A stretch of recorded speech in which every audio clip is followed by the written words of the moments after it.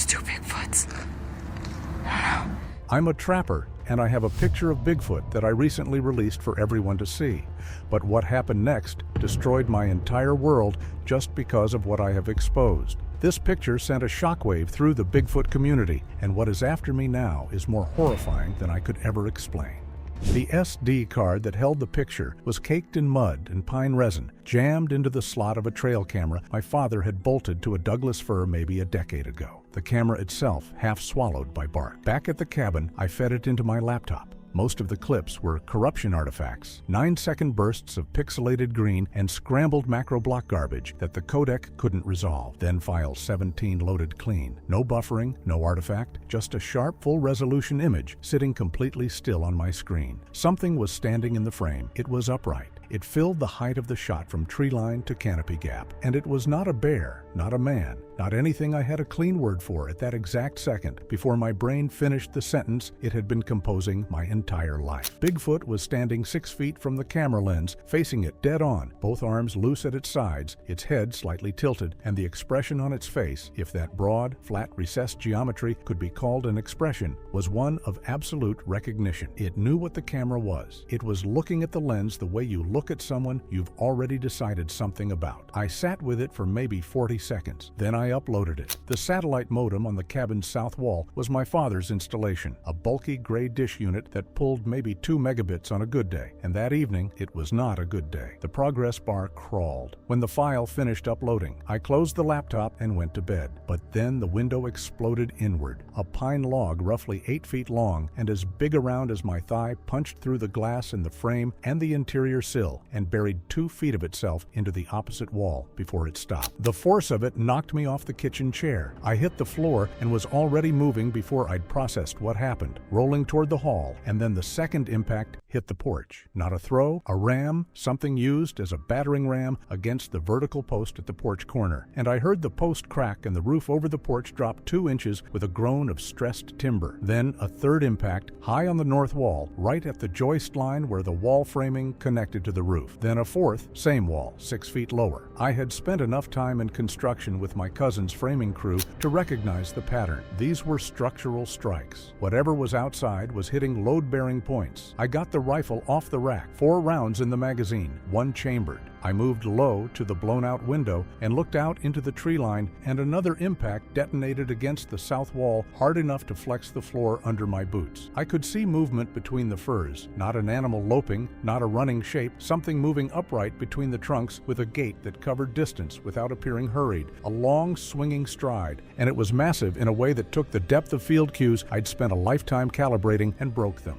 Bigfoot was moving between the trees at maybe 40 yards, and I put the crosshairs on the gap between 2 trunks where the motion was converging and squeezed the trigger. The muzzle flash strobed the tree line. The bullet is not a quiet round in a closed space, and my ears were ringing before the brass hit the floor. I watched the impact zone. Nothing fell, nothing reacted. And then the log came through the window. Not a small log, a section of trunk 2 feet in diameter that had been broken rather than cut. The fracture end, a spray of white wood fibers like a massive hand, had just snapped it, and it hit the window frame and tore the entire frame out of the wall. And the structural gap that opened in the wall studs dropped a section of the roof above the window by 4 inches, with a creek that ran the entire ridgeline. I moved back to the interior wall, reloaded the empty chamber, and watched. The cabin was a 2-room structure, the kitchen main room and the back bedroom with the basement hatch in the main room floor behind the wood stove. The attacks had hit all 4 compass directions in the last 90 seconds. In rotating sequence, each one at a structural node, corner posts, joist intersections, ridge connections.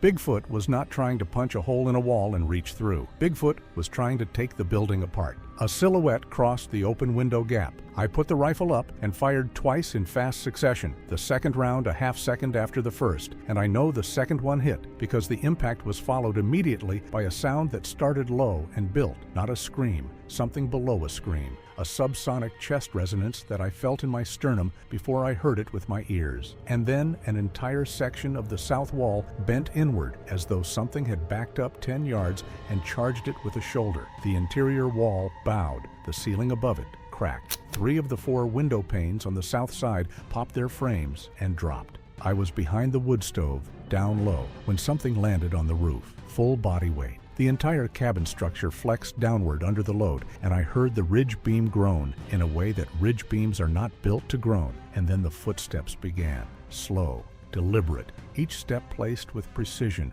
moving in a grid pattern across the roof. Bigfoot was walking the roof systematically, testing the deck in sections, and every third or fourth step the structure bowed visibly, the ceiling above me sagging a full inch before springing back. I fired through the ceiling at the heaviest step. The round went through the decking, and I heard it exit the other side. The footstep pattern stopped. 2 seconds of absolute silence. Then the roof section directly above the wood stove was struck from above with something enormous, not a foot, an impact like a post or a section of log used as a ram, and the ceiling decking cracked through in a 6-inch split, and a shaft of cold air and pale moonlight came down through it. I moved to the bedroom doorway as another blow hit the same spot, widening the crack to 14 inches, and then a third blow brought a square foot of ceiling down in splinters, and the head and shoulders of something filled the gap in the roof above me. Bigfoot looked down through the hole with both eyes tracking. I fired upward without aiming. The round connected with something, and the gap was immediately vacated. The weight shifting off that roof section so fast, the structure actually rebounded slightly. I reloaded, counted my remaining rounds. 6 left. The footsteps resumed, but not on the roof. Bigfoot was on the porch, the wood groaning under weight that shouldn't have been able to concentrate itself so precisely on individual boards. Then, around the foundation, circling the structure in a slow, deliberate path that mapped every corner as if it already knew the layout. Then, and this is the moment the fear changed from manageable to something else entirely, I heard them below me, underneath the floorboards, moving through the dirt crawl space beneath the main room, each placement sending faint vibrations up through the joists like probing taps against bone. Something that large should have been scraping and cramped, displacing soil in violent, noisy shifts. It wasn't. It was moving with purpose, advancing in measured intervals as though listening for my reaction through the floorboards, adjusting its route based on what it learned in the dark beneath me. Then the floorboards at the center of the room began to give. Slow upward pressure, the nails backing out of the joists with a drawn-out squeak, the whole section of floor rising by a 1/4 inch, then 1/2 inch. Then the boards separated at the seams, and 3 floor planks lifted simultaneously and dropped back, and then the whole section erupted upward in a spray of splinters, and I was moving before it fully opened, backing to the bedroom wall with the rifle up, watching the hole in my floor breathe. Nothing came through it immediately. The pressure stopped. I could hear breathing below me, not labored, not panicked, just breathing, the way a hunting dog breathes when it's locked on a scent and holding. Then a hand came up through the hole, not in a grasping lunge, but slowly, open palm up, fingers extended, rotating slightly, feeling the air above the floor, testing the space. The hand alone was as wide as a dinner plate, and the fingers were long enough that when they extended fully, the middle finger brushed the leg of the overturned kitchen chair. 6 inches from the edge of the hole. Then the hand withdrew. Then the ceiling above me was struck again. A section of roof decking came through and landed across the kitchen table in 2 pieces. A second blow took out the remaining ceiling between the kitchen and the bedroom, opening the entire top of the structure to the sky. Cold air poured in. I could see stars. I fired 2 rounds down through the open floor hole, then 2 more at the roof gap. I was burning ammunition I couldn't replace, and I knew it, and I kept firing because the alternative was standing in the shrinking box of what was left of the cabin and waiting. The basement hatch sat behind me near the base of the south wall. I reached it in 2 steps, grabbed the iron ring, and pulled the hatch open. A ladder dropped into the dirt-floored basement below. By then, the footsteps were everywhere, moving across the remaining section of roof, circling the foundation, and still pacing beneath the main floor. I climbed down just as the kitchen floor finally gave way. The entire section collapsed into the crawl space in a violent cascade of timber and twisted hardware, blasting a wall of dust through the open hatch above me. The cabin came down. First the kitchen floor, then the north wall leaning inward, then the ridge beam cracking at the center span, and the entire roof folding like a book closing. I heard it happen above me in the dark of the basement, each structural failure announcing the next, a chain of collapses in 4-second intervals. And by the time the final wall section hit the remaining floor, the noise was total, and the basement ceiling above me was raining grit, and the single bare bulb I'd switched on was swinging hard on its cord. Then silence. Then came the footsteps above the rubble, slow, steady, deliberate. moving across what was left of the collapsed structure. The weight behind them was enormous. Every footfall sent a dull vibration through the poured concrete basement walls and rattled dust loose from the ceiling joists overhead. It wasn't running or tearing through the debris looking for me. It was circling the collapse with patience, almost cautiously, as if inspecting the damage it had caused. I stood frozen in the dark and watched the ceiling beams tremble with each pass overhead. The pattern never changed. First, a wide perimeter around the ruined cabin, heavy steps crunching through shattered timber and roofing metal. Then a second, tighter loop closer to the center of the collapse. After that came silence, followed by a long pause directly above the buried hatch location, now sealed under nearly a foot of broken flooring, insulation, and splintered boards. I did not move. I breathed through my nose. I pressed my back into the corner behind the water heater, and I listened. The Bigfoot steps resumed. Another slow perimeter around the wreckage, another tighter loop through the center of the collapse. Then they returned directly overhead again. The joist above me bowed slightly under the weight, and a thin stream of concrete dust sifted from a crack in the ceiling, landing across my forearm. Then the footsteps stopped completely. I could hear the structure settling above me, the strained creak of broken boards adjusting under a massive static load. For several seconds, nothing moved. Then, very slowly, the weight shifted. One careful step east of where it had been, another after that, then a third. Precise movements, controlled and deliberate, as though it were following a specific point beneath the debris instead of searching blindly through the collapse. The steps finally came to rest above the southeast corner of the basement, directly over the old metal shelving unit where my father had kept his tool collection for years. I needed to move. I had maybe a minute before whatever process Bigfoot was using to locate me through the rubble resolved itself completely. My father had mentioned the maintenance tunnel exactly once, 11 years ago, a brief mention over the phone when he'd been talking about the property layout, a drainage tunnel he'd dug by hand in the 70s, running from the basement floor out to the ravine edge, roughly 300 yards northeast, used originally to route spring meltwater away from the foundation. He'd said it was barely navigable, but he'd said it existed. I moved toward the east wall. The metal shelving unit was bolted to the concrete there, loaded with pipe wrenches, spare chain, a come-along, winch, and 2 paint cans. I moved along the wall with my shoulder brushing the concrete, sliding one boot at a time, and I miscalculated the distance to the shelf by 8 inches. My elbow caught the come-along. The come-along hit the paint cans. The paint cans hit the concrete floor,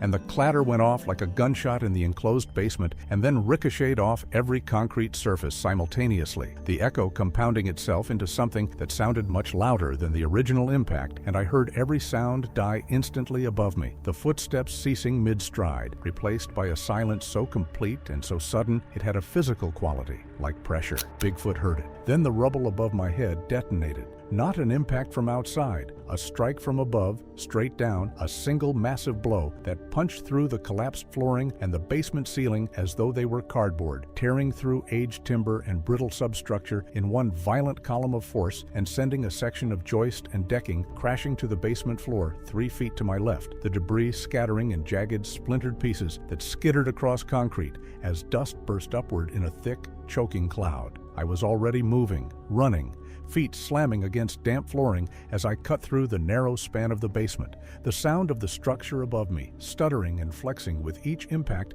like something alive and failing under pressure. The second blow came while I was still sprinting the length of the basement, this one hitting the ceiling directly to my right with a concussive force that rattled the exposed beams, the joist fragmenting and dropping in chunks that tumbled past my shoulder and behind me, scattering in uneven impacts that echoed through the confined space.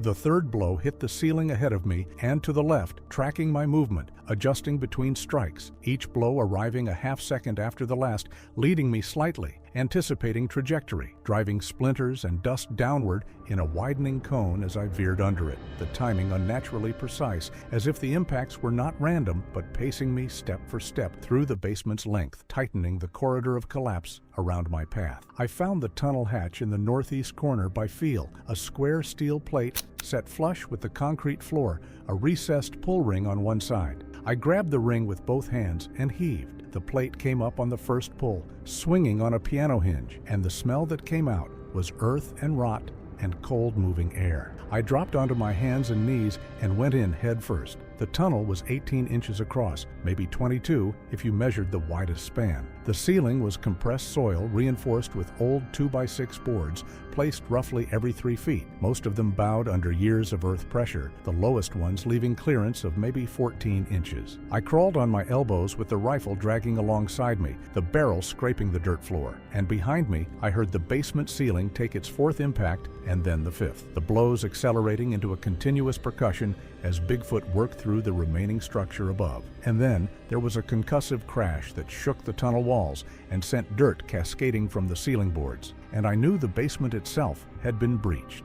I heard Bigfoot enter the basement. The sound changed immediately the moment it dropped down through the structure. Up above, the footsteps had been muffled by broken timber and debris. Down here, they were different, heavier, clearer, lower in tone. Each step hit the concrete floor with a deep, resonant impact that traveled straight through my elbows and knees as I stayed low and crawled. It wasn't moving quickly. It was moving with intent, pacing the space in a slow, controlled sweep. I heard it strike the metal shelving unit. The impact rang through the basement in a sharp, vibrating clang. Tools shifted, then spilled, scattering across the floor in short metallic bursts. Something larger slid off the frame and hit the ground with a dull thud. Then the movement stopped at the tunnel hatch, just a pause, right at the opening, and the entire space went still except for the faint settling of dust and debris around us. Then I heard the tunnel creak.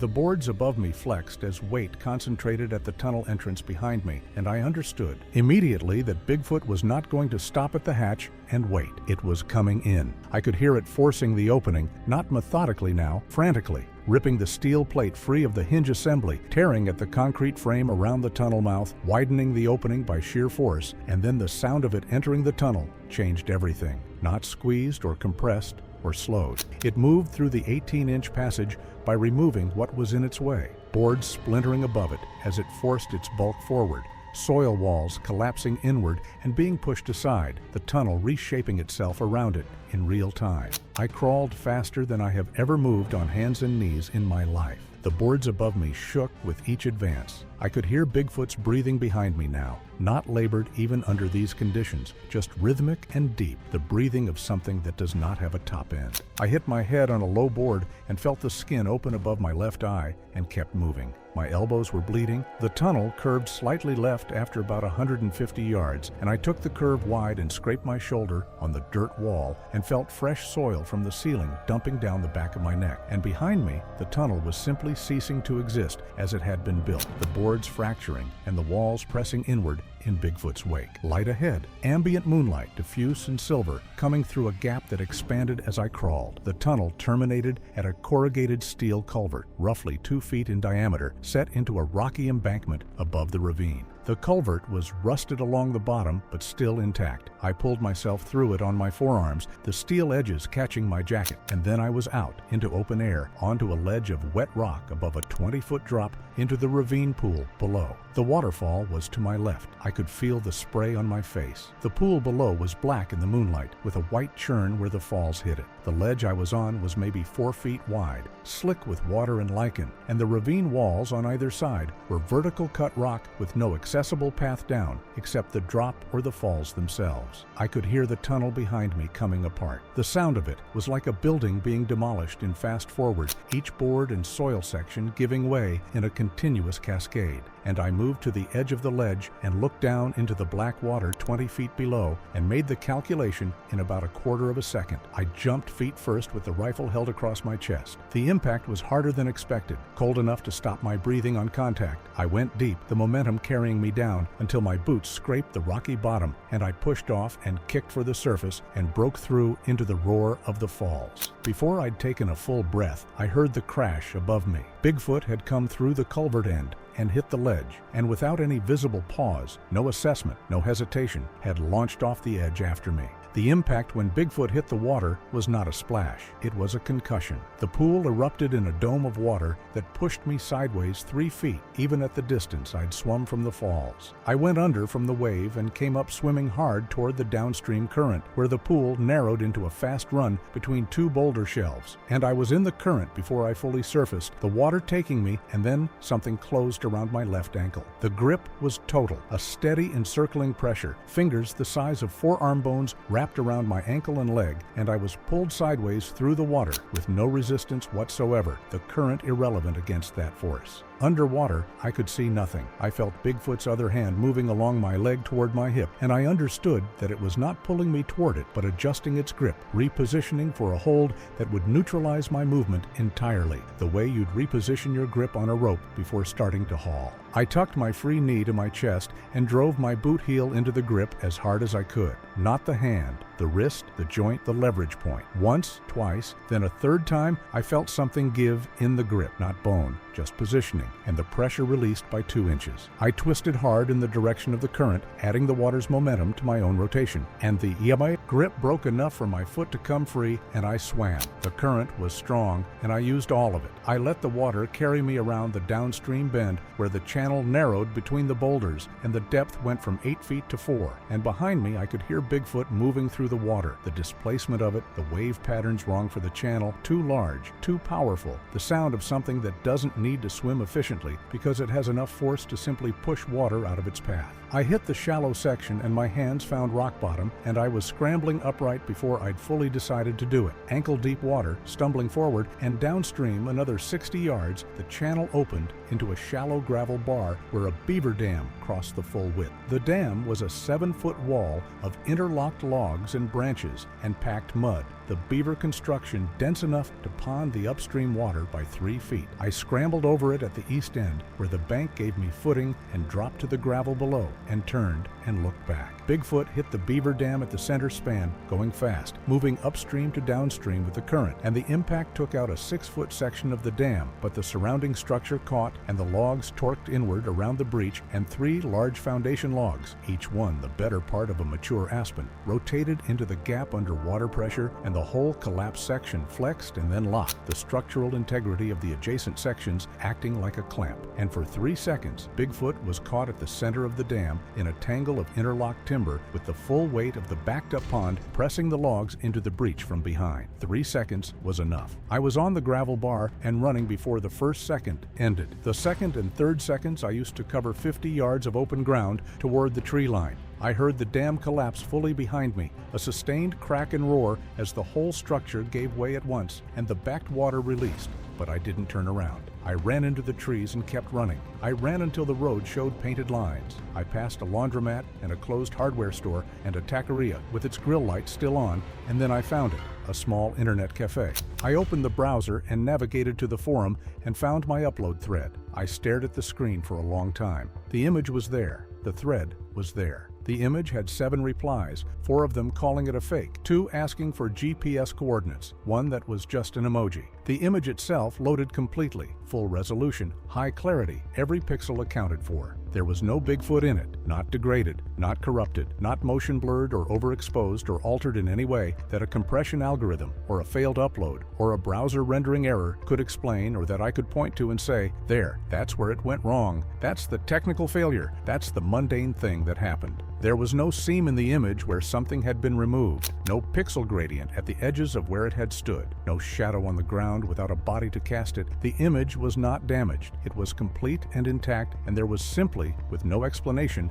that I have been able to locate in the 14 months since, no Bigfoot in it. There were trees, the exact trees I knew from that stand, the gap in the canopy where the lightning-struck pine had opened things up, the slope of the ground visible at the lower edge of the frame, the particular lean of the spruce at the right margin that I had walked past 100 times. The camera placement was correct. The exposure was right for that hour of morning. Every detail of that forest was exactly as I had always known it. The ground where it had stood was undisturbed. The foreground was clear. The trees went back into depth the way trees do, layer after layer. and there was nothing between me and all of that quiet and familiar distance except light. The thing that had just demolished my cabin pursued me through 300 yards of tunnel, hit a pool from 20 feet up, and closed its hand around my ankle. In the dark of a mountain river was not in the image, had never been in the image, as far as anyone looking at it would ever be able to determine. And I understood then, sitting in that plastic chair in wet clothes with blood drying above my eye,